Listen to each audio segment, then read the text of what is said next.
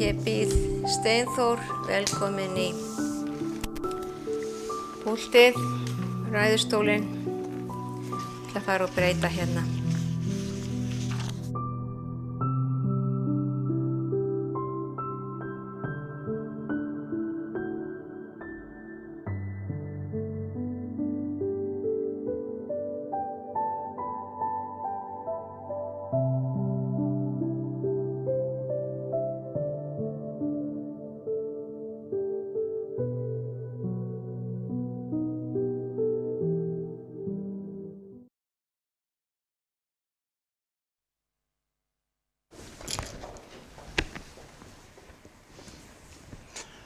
Það skiptir öllu máli fyrir þig, líka fyrir mig. Þetta skiptir okkur öllu mjög miklu máli. Ég að tala sálu hjálp okkar.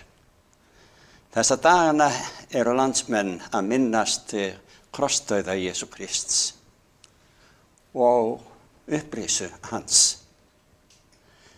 Ég tek eftir því, og það fer ekki á milli mála hjá neinum, að landsmenn sem játa kristna trú eru almennt nokkuð uppteknir við allt annað en frelsarann sem dó fyrir sáluhjálp þeirra. Og jafnvel þó þeir gleðjast á upprisu degi til minningar upprisu frelsarans, þá það meira skemmtanahald heldur en alvarleg íhugun eða gleði stund varðandi upprisu hans okkur til sáluhjálpar. Það svo, þetta gleymist, fara á milli hluta hjá svo mörgum. Margir játa kristna trú, játa trú á Jesú Krist, en lifa síður í samræmi við fyrirmæli hans og bara líferni hans, allt sem hann ætlast til af okkur til þess að sýna að við værum í rauninni lærisveinar hans.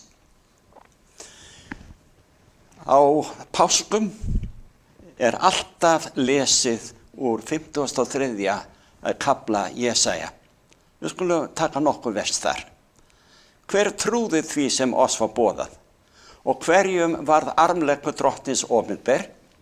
Hann rann uppi svo viðar teinungum fyrir augliti hans og sem rótar kvistur úr þurri jörð.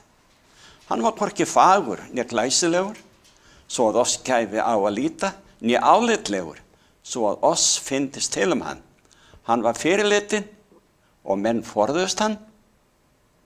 Harmkvælamaður og kunnugur þjáningum, líkur manni menn byrgja fyrir andlit sín fyrirlitin og við mátum hann einskis.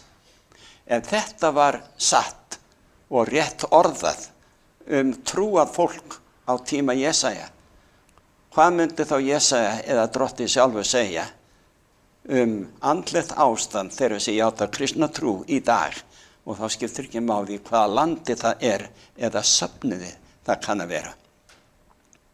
Hugsið ykkur lýsinguna. Drottinn sjálfur kominn sérstaklega til jarðar, til að vera eins og maður á meðal manna, til að hjálpa okkur, til að bjarga okkur, til að frelsa okkur, gefa okkur eilíft líf.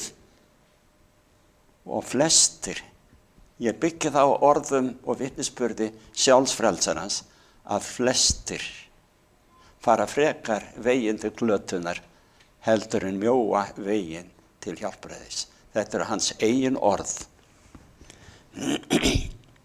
Við höldum áfram frá 4. versi í Jesaja 53. En vorar þjáningar voru það sem að bar, og vor harmkvæli hann á sig lagði. Við áleitum hann refsaðan, sleginn af Guði og lítillættan. En hann var særður vegna vorra synda og krafinn vegna vorra misgjörða. Hugsið ykkur. Vanþakklæti þeirra sem játa kristna trú almennt alveg ótrúlegt gagnvart þessum yfirlýsingum Guðs orðs varðandi andlegt ástand margra sem játa kristna trú. Og ég vildi svo óska að maður gæti vakið athygli fleiri en raun ber vitni á andlegu ástandi þeirra eða okkar allra þess vegna. Frá 5. versi segir í þessu kafla: hegningi sem vér höfum til unnið kom niður á honum og fyrir hans benjar, þetta eru hans sár og kvalir, urðu vér heilbrigðir. Vér fórum allir villir vega sem sauðir, stendur hver sína leið, en Drottinn lét misgjörð vor allra koma niður á honum. Hugsið ykkur. Hann var hrjáður en að lítillætti sig og lauk eigi upp munni sínum. Eins og lamb sem leittar til slátrunar og eins og sauður þegir fyrir þeim klippa hann, lauk hann eigi upp munni sínum. Slíka frelsara eigum við að. Hann tók á sig allt. Hann lítillækkaði sjálfa sig, lagði niður tignirnar og völdin hið efra, tilbeiðslu ótaldra milljarða skapaðra engla og annara íbúa annara veralda. Af því að hann vildi bjarga þessum eina sauð sem þessi veröld táknuð með. Hann leitaði að týnda lambinu sem þú og ég til þess að frelsa okkur ef verða mætti. Þetta ekki það sem fólk almennt að hugsa þessa dagana, ekki almennt. Sem betur fer þá til kristið mjög trúað og einlægt fólk sem ber honum vitni. Í 10. kafla hjá Mattheusi segir frá versi 32: hvern þann sem kannast við mig fyrir mönnum, þetta Jesús að tala, mun og við kannast fyrir föður mínum á himni, en þeim sem afneitar mér fyrir mönnum, mun og ég afneita fyrir föður mínum á himnum. Viljum við tefla lífi okkar að eilífu í hættu hvað þetta snertir, að hann mun ekki vilja kannast við mig eða þig á efsta degi, allt vegna kæruleysis.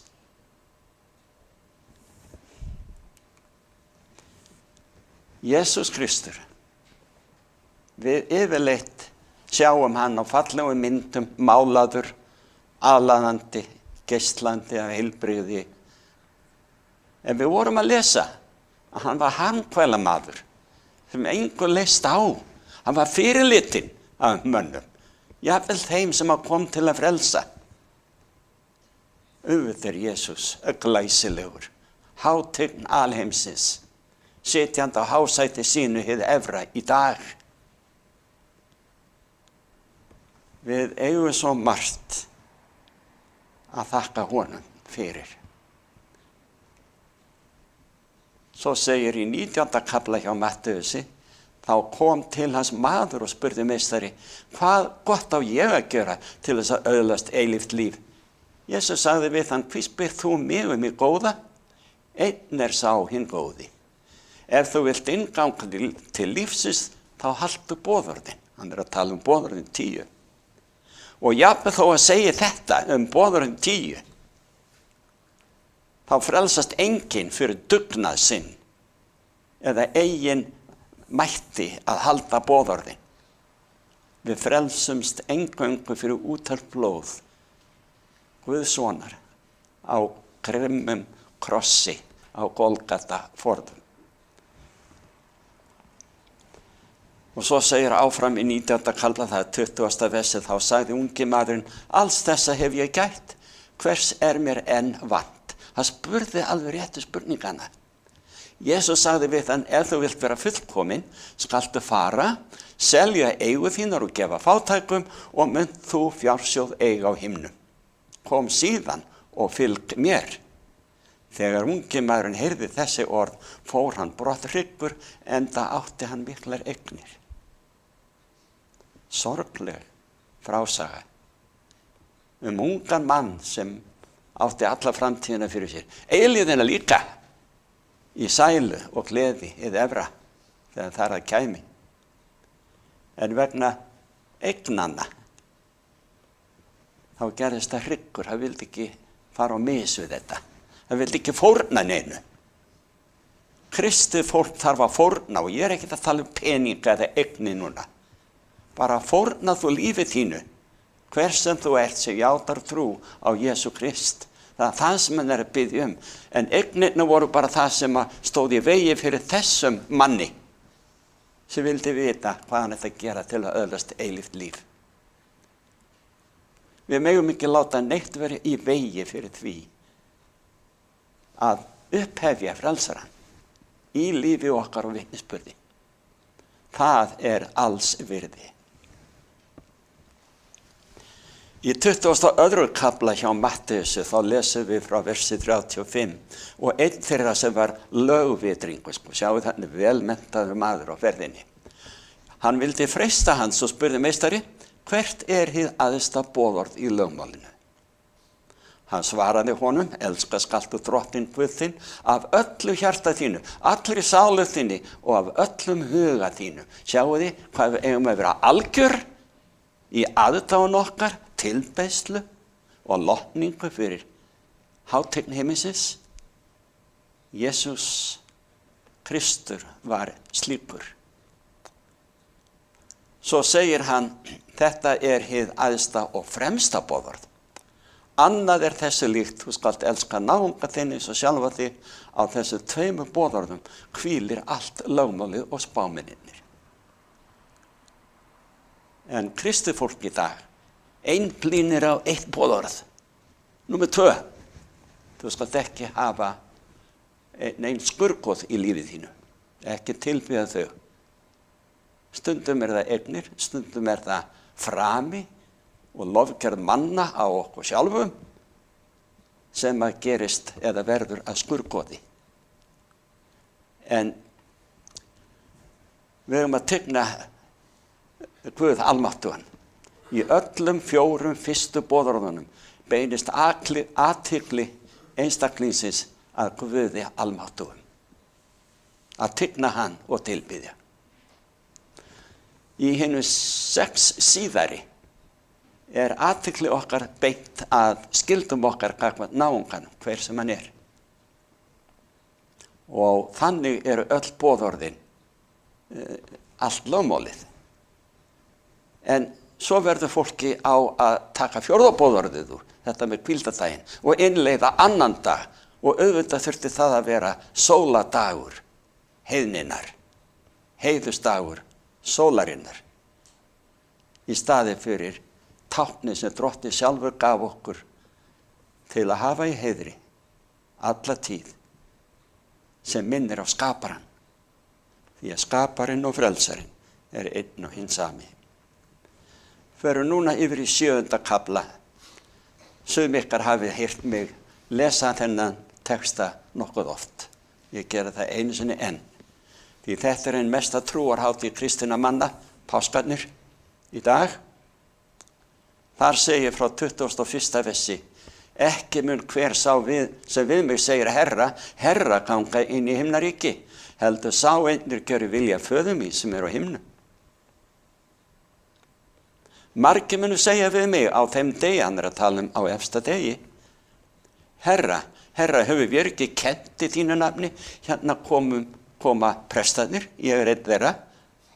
Höfum við ekki kennt þitt orð í þínu nafni, segja þeir. Rekið út illa anda í þínu nafni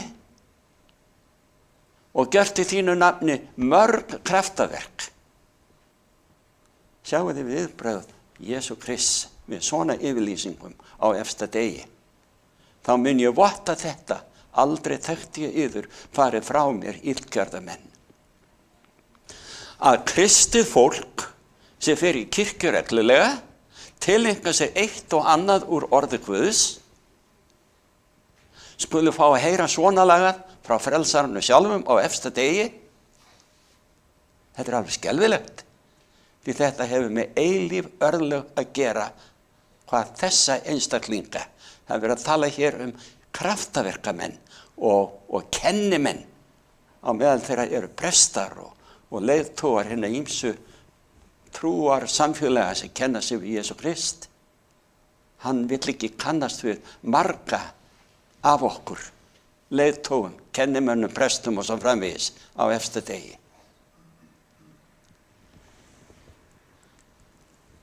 Í Sakaríasi, í 3. kafla, sagt frá æðstaprestinum Jósúa.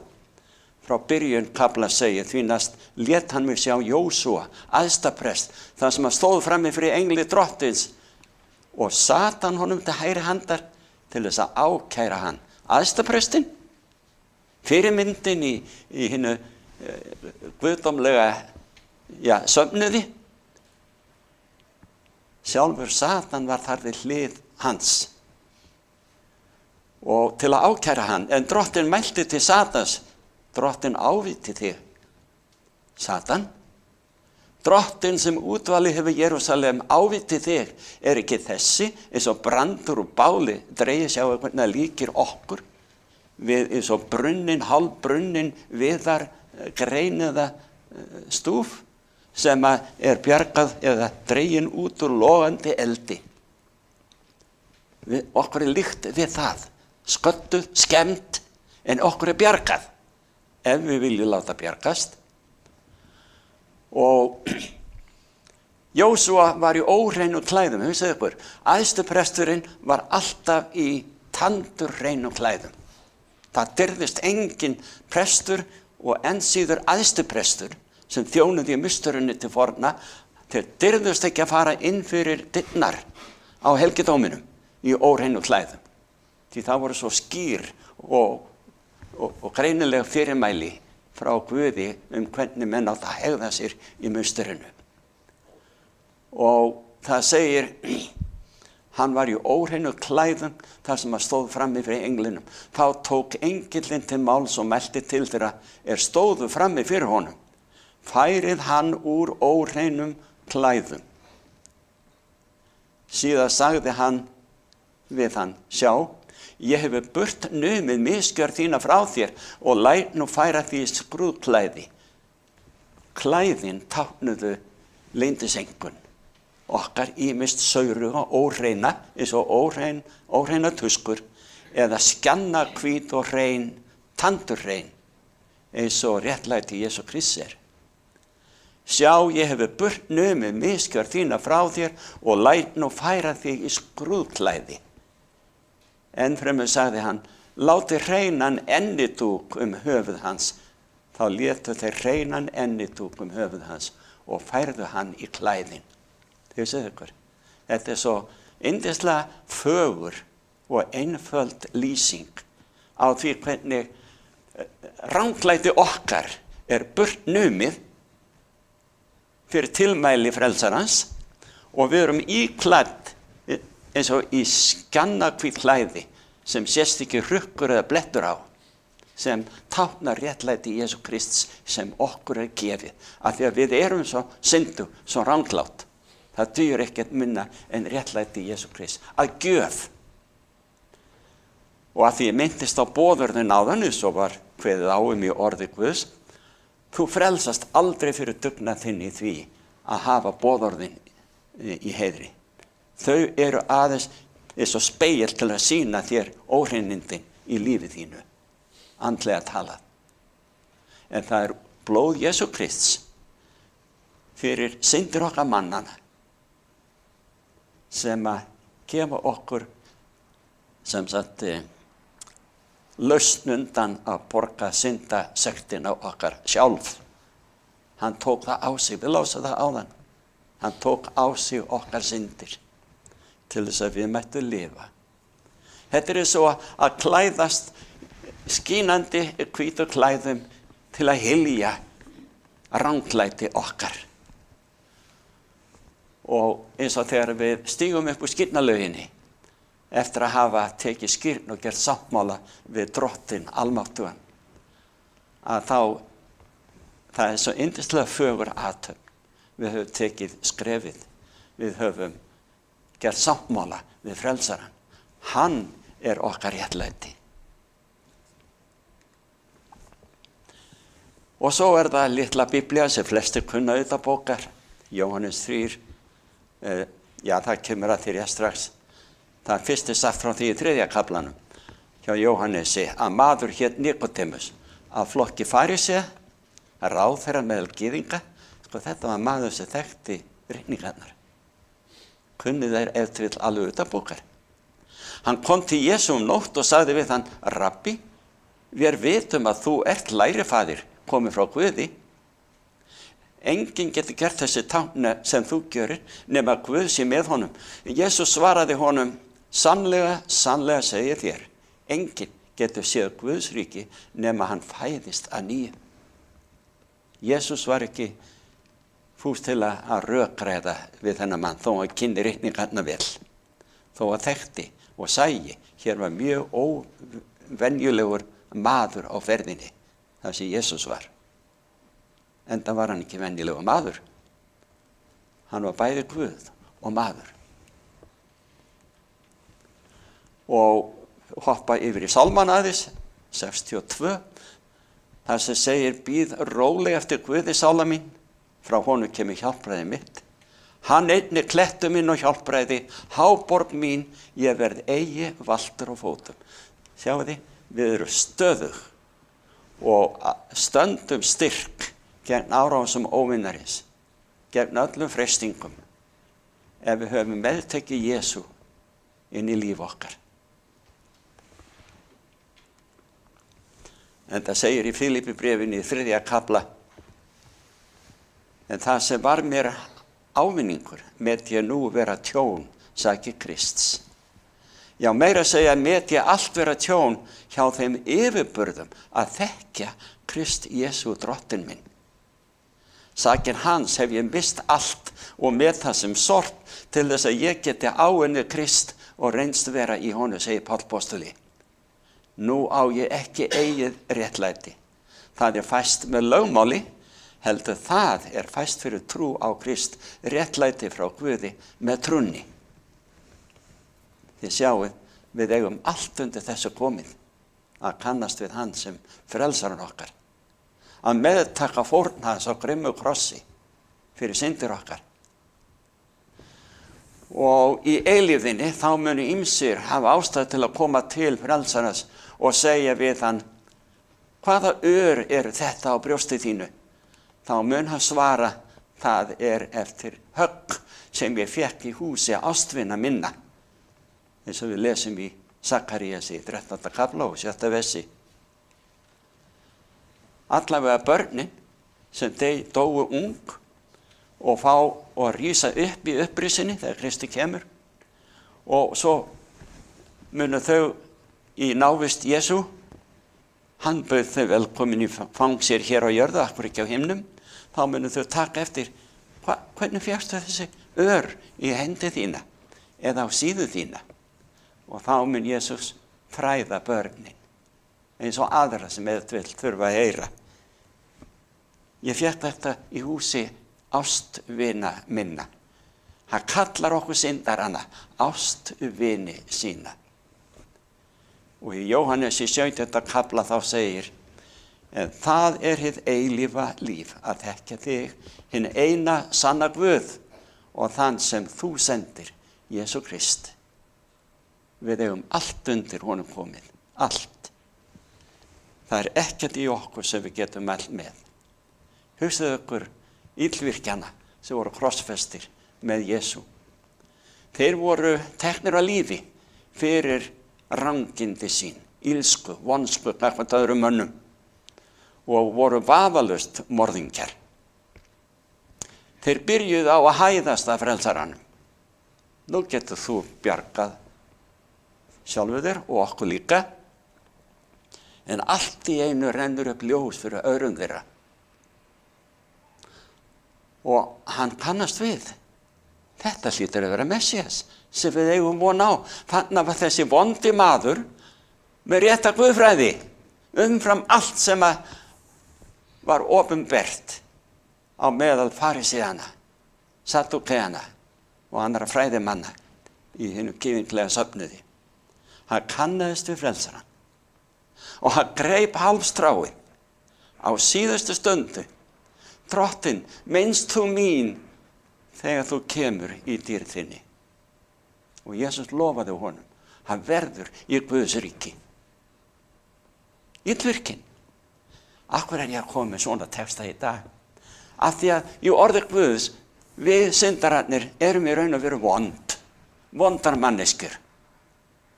þar til að við kynnumst frelsaranum okkar og meðtökum hans blóð útheltu til að skóla burt syndum okkar. Illvirkin. Barn drottins núna, þó hann hafi dáið þarna, þá mun hann verða í Guðs ríki að lokum. Hugsið ykkur.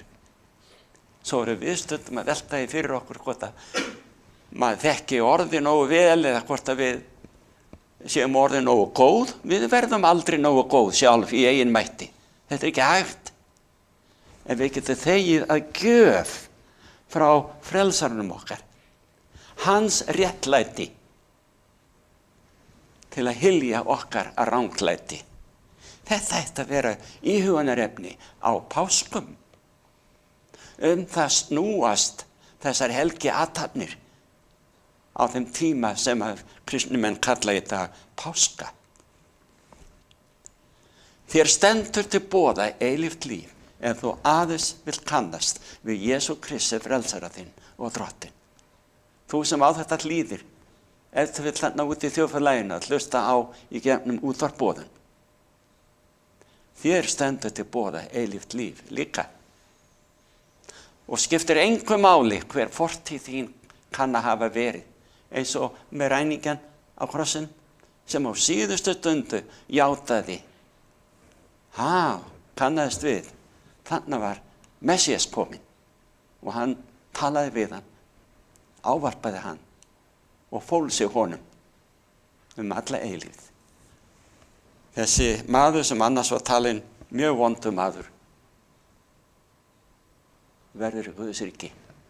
Og þannig, eins og segir í Jóhannesi 3:16 að drottinn var gefinn fyrir allan heiminn. En við skulum lesa hér nokkuð sem að uppáhalds skýringar höfundur minn hefur að segja, Ellen White, í bók, dásamlegri bók sem heitir Vegurinn til Krists. Þar á blaðsíðu 70 og 71, þetta er gamla útgáfan, þá segir: skilyrðin fyrir því að öðlast eilíft líf eru enn hinn sömu og þau hafa ævilega verið. Hinn sömu og þau voru í paradís fyrir syndafatt fyrstu forfeðra okkar. Alger undirgefni undir lögmál Guðs, fullkomið réttlæti. Ef eilífa lífið stæði til boða með vægari skilmálum, myndi heill alheimsins telt í tvísýnu. Þá væri vegurinn greiddur fyrir syndina alla eilífð, með alla þá eymd og allt af volæði sem hún hefur í för með sér. Mér finnst þetta alveg stórkostlegu boðskapur. Okkur er boðið eilíft líf ef við bara viljum þiggja. Hann er okkar réttlæti. Ekki treysta á þitt réttlæti sem í reynd er bara ranglæti. Þegar þú meðtekur réttlæti Krists er þér tryggt eilíft líf. Hvort sem við erum fullorðin eða yngri, þegar við gefumst frelsarann, meðtökum hann inn í líf okkar og hugleiðum hann frá degi til dags, dag og nótt. Eins og sálmaskaldi sagði, ég hugleiði lögmálans dag og nótt. Lögmáli snýst sáluhjálp fyrir syndara. Það segir í áframhaldi þarna í þessari tilvitnun. Þar segir af því að við erum syndug og vani heilug, getum við ekki til fullnustu hlýðnast hinu heilaga lögmáli. Við búum ekki yfir eigin réttlæti sem myndi hrökkva til að fullnægja kröfum Guðs lögmáls. En Kristur hefur opnað okkur undankomu leið. Hann bjó á jörðinni við sömu örðuleika og freistingar og okkur mæta. Hann lifði syndlausu lífi, hann dó fyrir okkur og nú býðst hann til að taka á sig syndir okkar og gefa okkur réttlæti sitt. Þetta er alveg 100% í samræmi við hið innblásna orð í heilari ritningu. Og að lokum segir þessi skýringar höfundur: ef þú gefst honum og þekkist hann sem frelsara þinn, getur þú orðið réttlátur vegna hans, hversu syndsamlegt sem líferni þitt kann að hafa verið. Hugsið ykkur. Eiginleikar Krists koma í stað þinna eigin og Guð veiti þér viðtökuréttis og þú hefur aldrei syndgað. Guði sé lof fyrir frelsaran, Jesú Krist. Í 11. kapitula Hebreabréfsins eru taldir upp nokkru einstaklingar sem voru grófir syndarar, eins og til dæmis Davíð konungur og Samson. En þeir iðruðu synda sinna og orð Guðs fullyrðir að þeir verði í ríki Guðs. Ég er svo fegin því að Davíð, sem gerði alveg hræðilega syndir, að hann hafi iðrast og notað þarna sem dæmi að okkur gefst fyrirgefning, okkur býðst fyrirgefning og réttlæti hans, Jesú Krists, sama hvernig líferni kann að hafa verið. Eða Samson, hann var gefinn af Guði, hann átti að verða spámaður Guðs og meðal manna og hann gerði allt mögulegt rangt og vitlaust þegar við virðum fyrir okkur það áform sem Guð hafði með hann. Og það var ekki fyrir en að hann var blindaður, hafði verið í fangelsi tíma og hættur og píntur, að þá baða Guð að gefa sér kraftaverkið einu sinni enn. Og Guð vissi til hann ætla að nota það. Það sem hann var settur á milli tveggja súlna sem voru aðal uppistóðir fyrir þakið, þar sem 3000 höfðingjar Filistear voru komnir saman, allt óvinur Guðs. Og hann þrýsti handleggjum sínum á þessar súlur og þakið, loftið hrundi niður yfir alla. Og 3000 mann stóðu þarna þennan dag, líka Samson. Og það mætti ætla að Samson, ekki síst fyrir að gera þetta, að drepa 3000 manns. Þetta líka, auðvitað, allt það syndu að líferni, myndi ekki verða meðal þeirra hólpnu í Guðs ríki. En hann sérstaklega tekinn fram í 11. kaplanum í Hebreabréfinu. Ég hvet ykkur öll að lesa þetta. Það eru fleiri nefndir, ótrúlegir karakterar, sem verða í Guðs ríki að lokum. Ég er svo þakklátur fyrir það að þessir eru nefndir meðal hinna hólpnu sem verða hólpnir. Af því að þá á Steinþór Þórðarson möguleika. Við höfum margt til að þakka frelsarnum okkar fyrir. Og nú erum við komnir að litlu biblíunni. Jóhannes 3:16, því að svo elskaði Guð heiminn, að hann gaf son sinn engeti til þess að hver sem á hann trúir glatist ekki, heldur hafi eilíft líf. Hann ætlaði öllum að öðlast eilíft líf. Guð sendi ekki soninn í heiminn til að dæma heiminn, heldur að heimurinn skyldi frelsast fyrir hann. Það áttu allir möguleika á að frelsast.